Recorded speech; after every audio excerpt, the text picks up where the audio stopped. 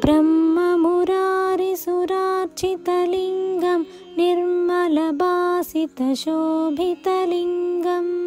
जन्मजदुःखविनाशकलिङ्गं तत्प्रणमामि सदा शिवलिङ्गं देवमुनिप्रवरार्चितलिङ्गं कामदहनकरुणाकरलिङ्गं रावणदर्पविनाशकलिङ्गं तत्प्रणमामि सदा शिवलिङ्गं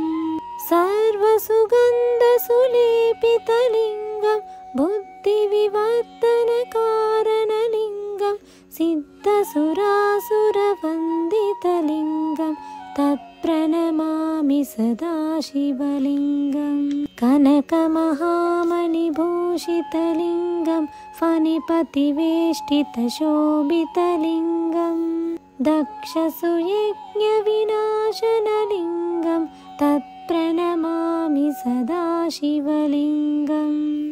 कुङ्कुमचन्दनलेपितलिङ्गं पङ्कजहारसुशोभितलिङ्गं सञ्चितपापविनाशनलिङ्गं तत्प्रणमामि सदा शिवलिङ्गं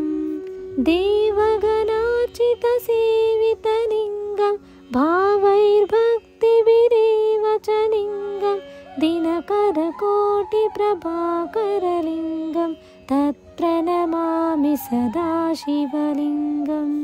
अष्टदलोपरिवेष्टितलिङ्गं सर्वसमुद्भवकारणलिङ्गम्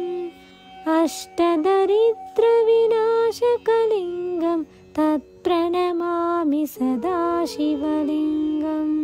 सुरगुरुसुरवरपूजितलिङ्गं सुरवनपुष्पसदार्चितलिङ्गं परमपदं परमात्मकलिङ्गं तत्प्रणमामि सदा शिवलिङ्गं लिङ्गाष्टकमिदं पुण्यं